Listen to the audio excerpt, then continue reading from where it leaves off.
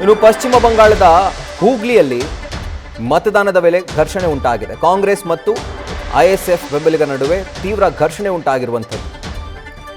ನಕಲಿ polling agent ಅನ್ನ ನೇಮಕ ಮಾಡಲಾಗಿದೆ ಅನ್ನುವಂಥ ಆರೋಪವನ್ನ ಮಾಡಿ ಈ ಒಂದು ಘರ್ಷಣೆ ಉಂಟಾಗಿದೆ. ಮತಗಟ್ಟೆಯ ಸುತ್ತಮುತ್ತಲ ಪ್ರದೇಶದಲ್ಲಿ ಆತಂಕದ ವಾತಾವರಣ ಕೂಡ ನಿರ್ಮಾಣವಾಗಿತ್ತು. ಭದ್ರತಾ ಪಡೆಗಳು ಈ ಒಂದು ಸಿಚುವೇಶನ್ ಅನ್ನ ಕಂಟ್ರೋಲ್ ಮಾಡಲಿಕ್ಕೆ ಹರಸಾಹಸವನ್ನೇ ಪಟ್ಟಿವೆ.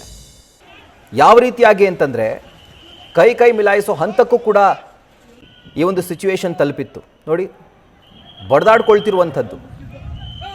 ಈ ಥರ ವಿಜುವಲ್ಸ್ ಐ ಥಿಂಕ್ ಕೇವಲ ವೆಸ್ಟ್ ಬೆಂಗಾಲ್ನಲ್ಲಿ ಮಾತ್ರ ಕಾಣೋದಕ್ಕೆ ನಾವು ಸಾಧ್ಯ. ಇನ್ನು ಈ ಪರಿಸ್ಥಿತಿಯನ್ನು ನಿಯಂತ್ರಣ ಮಾಡೋಕ್ಕೆ ಭದ್ರತಾ ಸಿಬ್ಬಂದಿಯಂತೂ ಹೈರಾಣ ಹೋಗಿದ್ರು. ಹರಸಾಹಸವನ್ನು ಪಟ್ಟು ಕೊನೆಗೂ ಕಂಟ್ರೋಲ್ಗೆ ತಂದಿದ್ದಾರೆ.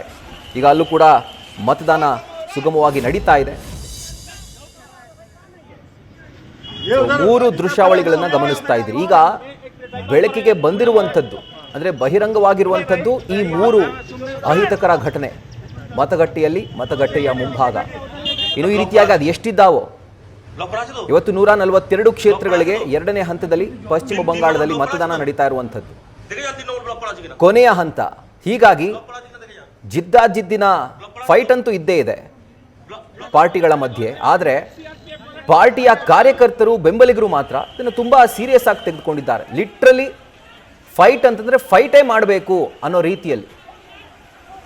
ಸೊ ಪಶ್ಚಿಮ ಬಂಗಾಳದ ಡೈಮಂಡ್ ಹಾರ್ಬರ್ ಕ್ಷೇತ್ರದಲ್ಲಿ ಬಿಜೆಪಿ ಅಭ್ಯರ್ಥಿಯ ಗುರುತಿಗೆ ಟೇಪ್ ಅಂಟಿಸಿ ಮತ ಹಾಕಬಾರದು ಅಂತ ಉಲ್ಲೇಖ ಮಾಡಲಾಗಿದೆ. ಮತ್ತೊಂದು ಕಡೆಯಲ್ಲಿ ಪಶ್ಚಿಮ ಬಂಗಾಳದ ಹೌರಾದ ಬಲ್ಲಿಯಲ್ಲಿ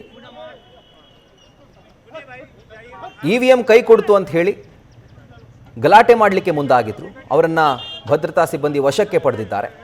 ಮಗದೊಂದು ಕಡೆಯಲ್ಲಿ ಅದೇ ಪಶ್ಚಿಮ ಬಂಗಾಳದ ಹೂಗ್ಲಿಯಲ್ಲಿ ಕಾಂಗ್ರೆಸ್ ಹಾಗೂ ಐಎಸ್ಎಫ್ ಬೆಂಬಲಿಗರ ಮಧ್ಯೆ ಗಲಾಟೆ ಏರ್ಪಟ್ಟಿದೆ.